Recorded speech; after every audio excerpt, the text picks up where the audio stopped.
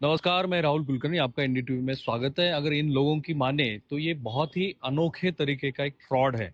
आपको पता ही है कि इस्लाम में 5 चीजें बहुत इंपॉर्टेंट होती है और उसमें होती है ज़कात।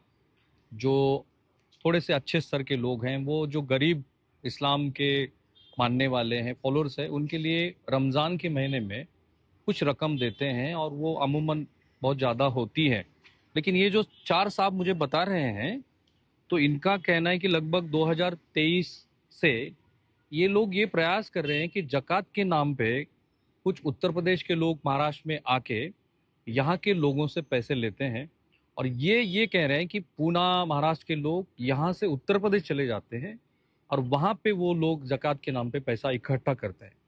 पिछले 2 महीने में, रमजान के 1 महीना पहले और रमजान के दौरान, इन्होंने लगभग ऐसे 30 लोगों को पुणे में पकड़ा है। और चूंकि ये 4 बार पुलिस थाने में भी गए हैं और कई वीडियोज उन्होंने बनाए हैं, लेकिन कोई एनसी रजिस्टर्ड नहीं हुई है, क्योंकि पुलिस का ये कहना है कि इसमें कौन से कानून के तहत किस तरीके से ये अगर क्राइम है तो इसको क्राइम माना जाए। ये सीपी साहब जो है इनके पास भी गए थे।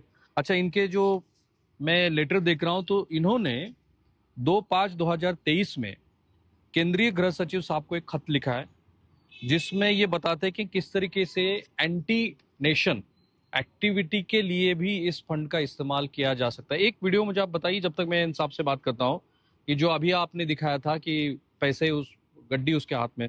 तो साहब मुझे बताइए कि ये सबसे पहले आपको कब समझ में आया? ये पकड़िए। ये बात हमारी जब समझ में आई, सच्चर समिति का जब अहवाल आया था कि मुसलमानों की हालत एससी से भी नीचे है, तो हमने इसका अभ्यास किया कि ऐसा क्यों हो रहा है। जब जक़ात का निजाम मदीना में पैगंबर साहब ने शुरू किया था, तो 9 महीने के अंदर मदीना की गरीबी दूर हो गई थी। और अभी भारत के अंदर करोड़ों रुपए जक़ात निकाली जा रही है और मुसलमानों के अंदर गरीबी खत्म होने का नाम नहीं ले रही। डे बाय डे और गरीबी के अंदर धंसते जा रहे हैं। तो पता ये चला कि लोग जक़ात तो निकाल रहे हैं, लेकिन जो जक़ात के हकदार हैं उनके तक जक़ात नहीं पहुंच रही। चलिए आंकड़े बताइए मुझे कि महाराष्ट्र में पिछले 3 महीने में या 2 महीने में आपने कितने लोगों का ऐसा पकड़ा है? तकरीबन 25 से 30 लोगों को हमने पूना के अंदर आइडेंटिफाई किया है जो फ्रॉड है। जो फ्रॉड है। यस। पूना सिटी में कितने मस्जिद हैं? 250 से ज्यादा मस्जिद पूना सिटी में है। तो अगर वो 250 मस्जिद हैं, 25-30 लोगों को आपने पकड़ा है, तो यही यहाँ के लोग ही उनको मतलब उनको बुला रहे हैं, उनको सहारा दे रहे हैं। ये बात है ये ना? एक क्रोनोलॉजी है जो सिर्फ पूना के लिए नहीं है। जैसा पूना का मदरसा है, तो पूना के मदरसे को अगर कुछ कम गिरता है तो उनका काम है कि वो पूना के समाज के पास आके मदद मांगे। लेकिन क्रोनोलॉजी है कि वो पूना के 100 सफीर बनाते हैं, पूना के मदरसे बुक छापते हैं। का मतलब क्या होता है? जो सफर करके आते हैं उसको सफीर उनको सफीर कहते हैं। तो पूना के मदरसे वाले 100 सफीर भेज देते हैं ऑल ओवर हिंदुस्तान में। अच्छा, वो यहाँ से 100 बाहर जाएंगे, 100 बाहर जाएंगे और उत्तर प्रदेश के 200 यहाँ आएंगे, 200 पुणे में या महाराष्ट्र में आएंगे। इस तरीके से एक सिस्टम बनाया गया है जक़ात को इस्तेमाल करने का, लूटने का। अच्छा, ये साहब मुझे बता रहे थे कि 2011 की अगर हम लोग पॉपुलेशन काउंट महाराष्ट्र का देखें तो लगभग 14 करोड़ की पॉपुलेशन है इसमें। हाँ, तकरीबन 14 करोड़ है। तो 12% जो लोग 12% अगर हम मुसलमान देखते हैं, तो क्या आंकड़े क्या बनते हैं? तो कितना बड़ा फ्रॉड है ये? तकरीबन 10,000 करोड़ का फ्रॉड है। जो हम अंदाज ऐसा लगाते हैं कि मतलब एक फैमिली अगर 1 लाख रुपए का ज़कात ऑन एन एवरेज निकाल रही है और अगर 10 लाख लोग ज़कात दे रहे हैं, तो तकरीबन 10,000 करोड़ की ज़कात पूना या महाराष्ट्र स्टेट से निकल रही है। अब अगर महाराष्ट्र से इतनी बड़ी रकम की ज़कात के तौर पर जब अमीर लोग निकाल रहे हैं, तो इससे तो गरीबी दूर होनी चाहिए, कुछ ना कुछ बदलाव नजर आना चाहिए, कुछ लोग गरीबी रेखा से ऊपर उठना चाहिए। जो ज़कात का मेन मकसद है कि ज़कात लेने वाला आदमी 2-3 साल 4 साल बाद ज़कात देने वाला बन जाए। ये ज़कात का मेन मकसद है कि ज़कात उसको देते देते उसको इतना अच्छा बना दो, उसको अपने पैर पे खड़ा कर दो। वो तो पता है, वो बहुत ही अच्छी बात है, लेकिन उसका दुरुपयोग क्या हो रहा है, उसका नुकसान क्या हो रहा है? आप कह रहे हैं कि सालाना कम से कम 10,000 करोड़ का फ्रॉड हो रहा है। बराबर। मैंने अपनी चैनल का माइक जो है इनके हाथ में इसलिए दिया है क्योंकि मैं एक वीडियो देखना चाहता था। ये साहब देखिए, ये साहब दिखा रहे हैं हमें वीडियो, देखिए। ये साहब बताइए ये वीडियो क्या है? ये जो फ्रॉड हमने पकड़ा है, ये कब की बात है? तारीख कौन सी है? डेट ये डेढ़ महीना पहले की बात है ये। पकड़िए माइक आपके हाथ में। 1.5 महीना पहले की बात है ये। कोंडवा के अंदर हमारे वॉरियर है मिस्टर मोबिन खान, उन्होंने और उनके साथियों ने पकड़ा था। तो ये बंदे ने 1,02,000 रुपया अपनी बीवी के नाम पर भेजा हुआ है, हम लोगों से जमा करके हमारे अकाउंट से। और उसका बैंक का स्लिप सब हमारे पास उधर है। और दूसरा फिर इसके हाथ में 22,700 रुपया कैश था। उसने कबूल किया। थोड़ा पॉज करिए, देखिए ये जो कैश आप देख रहे हो, ये कितनी कैश है इनके हाथ में? 22,700 रुपया है। और उसने कबूल किया ये मेरा हक नहीं है अभी इसके ऊपर, ये गरीबों का हक है, ये आप गरीबों को देना। अच्छा। और वो 1,02,000 रुपए बीवी के नाम पर जो भेजा है हमारे कौम का, जो गरीबों का हक है, वो तो अलग ही। और ऐसे कई है। किसी भी नेशनल चैनल पे मुझे लगता है कि पहली बार आप इस तरीके की फ्रॉड की बात देख रहे हो। मुझे पता है कि जो उत्तर प्रदेश के हमारी ऑडियंस है वो शायद इस बात पे ज्यादा प्रकाश डालेंगे, लेकिन जब ये अपनी वीडियो लिया तो उस बंदे के वाइफ के अकाउंट पे कितने पैसे चले गए थे? 1,02,000 रुपया। और डायरेक्टली नहीं, एकदम अमाउंट नहीं, थोड़ा थोड़ा थोड़ा। तो उसके पास जो स्लिप था, हमने पूरा बैग चेक करते हैं हम लोग, ईच एंड एवरी हम लोग ये करते हैं, कागज पत्र उसका चेक करते हैं। अभी हमने जैसा बोला कि हमको उर्दू नहीं आता, लेकिन हमारे उर्दू वाले माहिर को लेके आते हैं और हम लोग चेक करते हैं। तो उसमें वो हम लोगों को मिला, उसके पास वो स्लिप वगैरह जो था वो 1,02,000 रुपए का था। और बाद में कैश जो था उसका वो भी चेक किया हमने। तो उसने ईमानदारी से निकाला ऊपर, बोला नहीं आप मेरे से गलती हो गया, ये आप ले लो और आप अपना। हम बोला नहीं, तेरे ही हाथ से देगा तू गरीबों। तो हम लोग ने उसको फिर आपने उसको पुलिस में क्यों नहीं दिया? हाँ, तो ये जो है ना, हम लोगों के ऊपर एलिगेशन लग रहा है कि तुम लोग ये तो सफीरों के, मौलाना के, मदरसों के पीछे लग रहे हैं, आप लोग रहम दिली क्यों नहीं कर रहे? आपको किसी ने काफिर नहीं बोला ना? बोला सबको बोला। हाँ, सभी लोगों को काफिर बोला। ये बहुत अच्छी बात है। मेंबर से बोला गया, मेंबर यानी मस्जिद के मेंबर से जो जुम्मा के खुतबा होता है उसमें बोला गया कि ये मतलब आप बिगर मुसलमान हो गए अभी। और पिछले साल तो बोला गया कि ये दज्जाल के साथी है।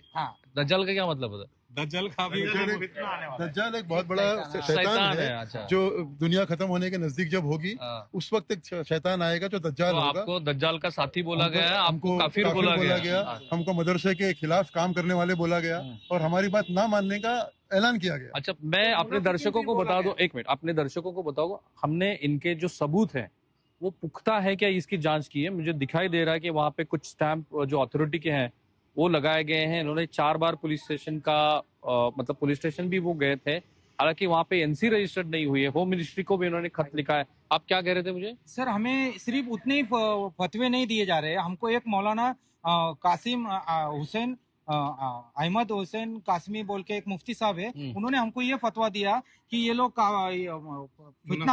फितना पैदा कर रहे हैं। ये लोग, फितना का मतलब क्या होता है? फितना मतलब नया अनरेस्ट। हाँ, नया कुछ तो समाज में हम लोग निर्माण कर रहे हैं। हालांकि और वो एक बोला गया, हमको मुनाफिकिन बोला गया है। हम मुसलमान तो है जाहिरी तौर पे, लेकिन हम अंदर से काफिर है या तो हिंदू है हम लोग, ऐसा उसका मतलब होता है मुनाफिकिन का।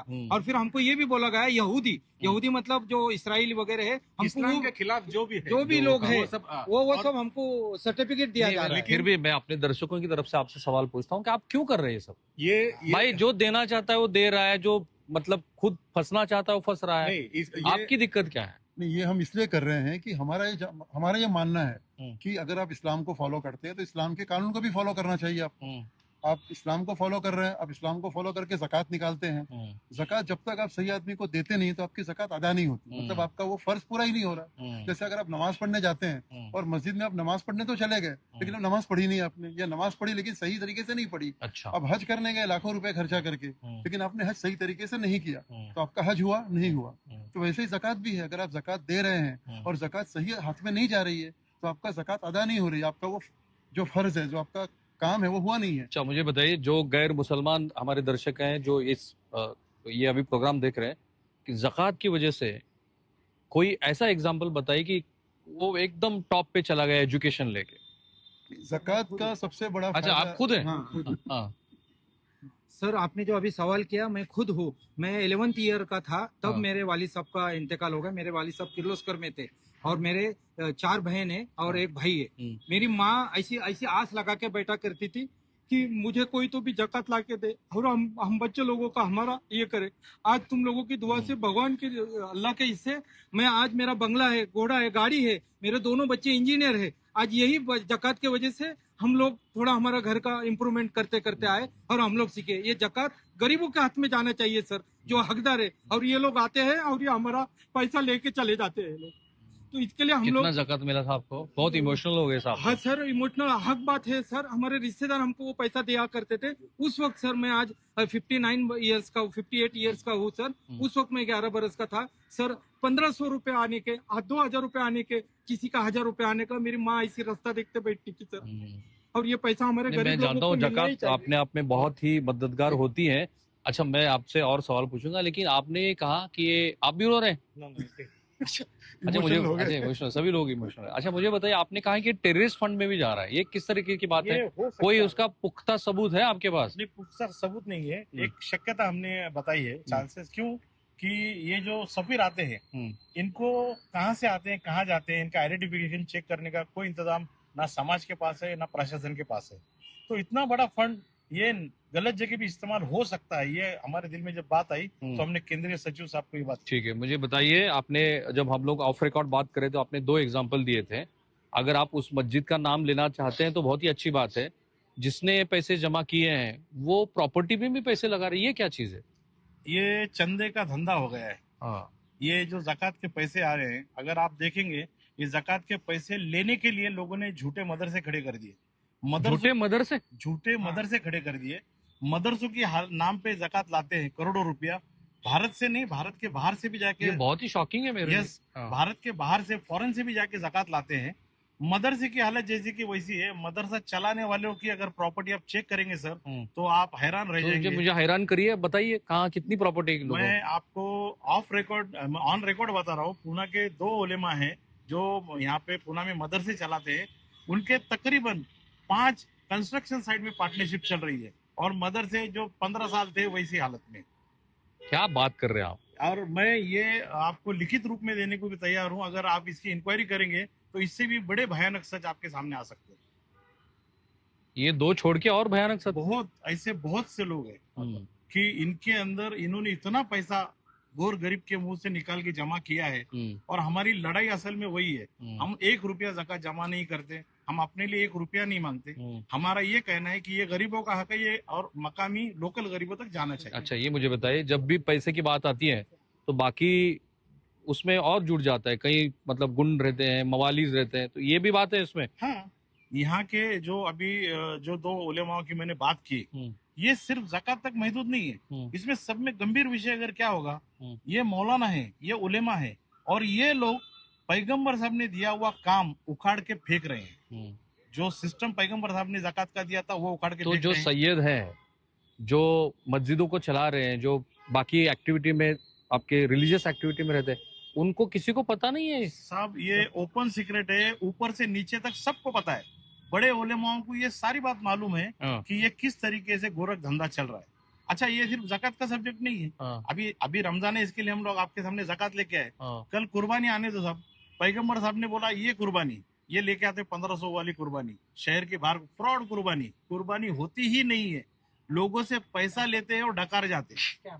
ये तो बहुत बड़ी शॉकिंग है, क्योंकि देखिए, महात्मा गांधी जी ने एक बार उनको एक खत आया था, और उस खत में एक अल्पसंख्यक समुदाय की लड़की ने उनको सवाल पूछा था कि आप बहुसंख्यक हिंदुओं के बारे में बोलते हैं, लेकिन अल्पसंख्यकों के बारे में क्यों नहीं बोलते? तब महात्मा गांधी जी ने एक खत में लिखा था कि भाई, अगर उस रिलीजन में कोई बदलाव चाहिए तो उसी रिलीजन के लोगों ने उसमें बात करना चाहिए। मुझे अच्छा लगता है कि आप कुर्बानी पे बात कर रहे हैं, अब ज़कात पे बात कर रहे हैं। आपने कहा कि मदरसा भी फ्रॉड है, तो पुणे में एक चीज और मैं अगर आपको कहूँ कि आप किसी भी मदरसे के जिम्मेदार जो होते हैं, अगर उनकी हिस्ट्री निकालेंगे तो वो आते हैं पहले कहीं नौकरी करने के हिसाब से, कहीं नमाज पढ़ाने के हिसाब से, फिर वो एक कमरा लेते हैं, मदरसा शुरू करते हैं, तो वो पैदल होते हैं, फिर वो साइकिल पर आते हैं, फिर मोटरसाइकिल हो जाती है, फिर कार होती है, और आज फॉर्चूनर और हवाई जहाज के बगैर बात नहीं करते हैं। तो ये जाती तरक्की हो रही है उनकी, ये उनका पर्सनल ग्रोथ तो हो रहा है, उनकी पर्सनल फैमिली का ग्रोथ तो हो रहा है, लेकिन मदरसे का या समाज का कोई ग्रोथ नहीं हो रहा है। जो बदलाव समाज में आना चाहिए वो नहीं आ रहा। क्या कहा? ये जो एक्टिविटीज हो रही है, इसमें और एक एक्टिविटीज मैं आपको जोड़ दूं। मैं खुद मुस्लिम महिलाओं को, भारत के मुस्लिम महिलाओं को मस्जिद में नमाज पढ़ने की इजाजत मिले, इसके लिए मैं और मेरी बीवी सुप्रीम कोर्ट में पिटिशनर है। अच्छा। और हमारी केस 9 जजेस बेंच के सामने पेंडिंग है। और उनको उम्मीद है कि लेकिन मोहम्मद पैगंबर साहब ने तो कभी कहा नहीं था ना कि महिलाओं को नहीं आना चाहिए। पैगंबर साहब ने ये कहा था कि औरतों को मस्जिद में आने से मत रोको, और अब तो ये उल्टा हो बिल्कुल गया। उसके खिलाफ कर रहे हैं। हमने आपको बताया ना, ये पैगंबर साहब ने दिया हुआ काम जो है ये उखाड़ फेंकने की कोशिश कर रहे हैं। ठीक है, चलिए आपने क्या आखिरी कुछ सर ये लोग जो हमारे को डराते हैं कि भाई इस पे ऊपर पर्दा डालो, अपने ही लोग हैं, आप क्यों इस्लाम को बदनाम कर रहे हैं, आप लोग क्यों मुसलमान को बदनाम कर रहे हैं। लेकिन हम ये पूछना चाहते हैं कि किसी आपराधिक गतिविधि के अंदर कोई अब्दुल पकड़ा जाता है, उस वक्त मुसलमान और इस्लाम बदनाम नहीं होता है। सही है। लेकिन ये लोग हमको इस तरह से डराते हैं, अरे अल्लाह को मुंह दिखाना है, अरे आप लोग इस्लाम को, मदरसों को बदनाम कर रहे हैं, मदरसों को आप बंद कर रहे हैं। लेकिन जो गलत है तुम कम से कम उसके लिए तो खड़ा हो जाओ। क्या मैं मानता हूँ, मुझे तो ये चारों लोग जो है ना रिफॉर्मिस्ट लग रहे हैं। अभी एक आपको बात बताना चाहता हूँ। एक लॉजिक है, बिहार से यूपी से मदरसे यहाँ पर खुले हैं, उनके पढ़ाने वाले भी वहाँ के, पढ़ने वाले भी वहाँ के, जबकि पुणे एक महंगा सिटी है भारत में। अगर यहाँ पर एक फ्लैट तो महाराष्ट्र मराठी बच्चे नहीं पढ़ते क्या उसमें? मदरसे कम है, नहीं के बराबर है, नहीं के बराबर है। ये बच्चे भी वहां से, और ये बच्चे का वो दूसरा एक बॉम्ब स्फोट होगा कि बच्चे आते कैसे है, वो एक अलग विषय है। बच्चे भी वहाँ के, बीच में वो आया था ना मामला सामने, बच्चे भी वहाँ के, पढ़ाने वाले भी वहाँ के। जगह यहाँ तो महंगा है, यहाँ एक अगर फ्लैट अगर लेंगे तो 12-15 हजार के नीचे नहीं है। 12-15 हजार में यूपी बिहार में तो अच्छा खासा 1 एकड़ जगह मिलेगा किराए से। खाने का उधर, यहाँ से तो उधर भोजन सस्ता है। तो यहाँ आकर बच्चे भी वहाँ के, पढ़ाने वाले भी वहाँ के, तो इधर खोलने का मकसद क्या है? ये सिर्फ तो क्या है मकसद? मकसद ये है कि इधर ये दिखाकर पैसा इकट्ठा करना। चलिए मुझे सर कोई भी मदरसा वक्फ के अंदर रजिस्टर्ड नहीं होता है, बहुत सारे ये लोग अभी यूपी में हो गए ना, यूपी में कर लिया। की मैं बात कर रहा हूँ, यहाँ पर सब मुझे पूरी गारंटी कि महाराष्ट्र के मुख्यमंत्री इस एपिसोड को जरूर देखेंगे, और जब देखेंगे तो आपका ये गुहार है कि पूरा रजिस्ट्रेशन होना चाहिए। नहीं, वो पब्लिक रजिस्ट्रेशन होना चाहिए सर, वो जाति रजिस्ट्रेशन होता है, और चंदा जकात हमारा से लेके जाते हैं और मदरसे इन लोगों के चलाते हैं। चलिए मैं आखिरी सवाल, ट्रस्ट में यही लोग, ट्रस्ट में सब मौलवी लोग ही रहते हैं। अगर नवीन पेट में मदरसा है तो नवीन पेट के जो जिम्मेदार है स्थानिक, उनको इसमें लेना चाहिए। तो ये बाहर के ट्रस्ट है, ये सब बाहर के, सब फैमिली मेंबर। तो ये बॉम्बे चैरिटेबल ट्रस्ट एक्ट जो है उसके तहत रजिस्टर नहीं है क्या साहब? ये ज्यादा आप बता पाओगे। बॉम्बे चैरिटेबल रजिस्ट्रेशन है उनका, रजिस्टर्ड के अंदर जो बॉडी पे लोग हैं वो बाहर परिवार है। है। अच्छा, आप अपने फैमिली मेंबर। ठीक है, मैं आपको 2 सवाल पूछता हूँ। एक तो आपका बैकग्राउंड बताइए, पूरा नाम बताइए, और अब जो लोग देख रहे हैं जो इस्लाम के मानने वाले, उनको आप क्या सलाह दोगे? आपका पूरा नाम पहले बताइए। मेरा नाम जुबैर पीरजादे है। मेरा प्लॉटिंग का कारोबार है। ठीक है। और मेरा जो ये वीडियो देख रहे हैं, ये जो एपिसोड देख रहे हैं, मेरी आपसे यही गुजारिश है कि पैगंबर साहब ने जो ज़कात का निज़ाम दिया था उसको लागू कीजिए। कुरान में जो 8 कैटेगरी दी है जिसमें ज़कात तकसीम करने का है उसमें कीजिए, और बाहर जब तक पुणे की गरीबी खत्म नहीं होती पुणे की ज़कात बाहर जाने मत दीजिए। ठीक है। आप साहब आपका पूरा मेरा नाम शाह आलम सिद्दीकी, क्या करते हैं आप? मैनेजमेंट कंसल्टेंट हूँ। अच्छा। और मैं ये कहना चाहूंगा अपने देखने वालों को कि अपनी ज़कात को देने से पहले अपने माल की तहकीक करें कि मेरा माल सही जगह जा रहा है या नहीं जा रहा है। ठीक है, उसका सही इस्तेमाल होना चाहिए। दूसरा मैं कहूंगा कि ये सिर्फ यूपी बिहार और महाराष्ट्र की प्रॉब्लम नहीं है, मैं समझता हूँ ये पूरे भारत देश की प्रॉब्लम है। ठीक। और हर जगह के लोगों ने अपने अपने जिले, अपने अपने शहर को इस तरह से तैयार करना चाहिए। ठीक है। हाँ, मेरा नाम इमरान शेख, मैं फैब्रिकेशन कॉन्ट्रैक्टर हूँ। हम ये कॉनन फाउंडेशन के जरिए हम ये मुहिम चला रहे। तो मैं सब भारतवासियों, जो भी साहिब निसाब है, जो अपनी ज़कात निकालते हैं, मैं उनसे दरख्वास्त करता हूँ, गुजारिश करता हूँ कि अपनी ज़कात मुस्तहिक को दो, जो जरूरतमंद, जो इस ज़कात के पैसे का हकदार है उन तक पहुंचाओ, न कि ये लुटेरों के हाथ में दो। मैं गुजारिश करता हूँ, और आप भी हर शहर में ये मुहिम चलाओ कि अपनी ज़कात अपने शहर में, अपने रिश्तेदार को, अपने पड़ोसियों को। ठीक है, बताइए साहब। मेरा नाम शेख गौसमुद्दीन करीम है। मेरा स्टार डीजल सर्विस नाम से फर्म है, जनरेटर का मेरा सेल्स सर्विस का बिजनेस है मेरा। और मैं आवाम से, जनता से, मेरे भारतवासियों से ये गुजारिश करना चाहता हूँ कि इस्लाम ने और पैगंबर साहब ने जिस मकसद से ये ज़कात का निज़ाम खड़ा किया है कि भाई अमीरों से लो और गरीबों को दो, तो बस यही मकसद सामने रख के अपना जो गरीब है, बाजू का कोई भी पड़ोसी रहने दो, अपना रिश्तेदार रहने दो, उसको उसका हक पहुंचाए, यही मेरी दरख्वास्त। चलिए, बहुत बहुत शुक्रिया आप सब लोगों का। जहां तक मैं इस्लाम को जानता हूँ, इस्लाम मेरे हिसाब से बहुत रिफॉर्मिस्ट रिलीजन है। उसमें कई ऐसे आपको चीजें दिखाई देंगी जो बहुत प्रोग्रेसिव लगती है, खास करके ज़कात वाली तो बात आपने सुनी, महिलाओं के हक को लेके। लेकिन कुछ कुछ ऐसी चीजें होती है, जैसे शराब पीना तो बिल्कुल हराम है ना, फिर भी कई लोग मुझे दिखाई देते हैं। शायद नंबर कम हो गए। कैमरामैन निकेतन मारे के साथ में राहुल कुलकर्णी, NDTV पुणे।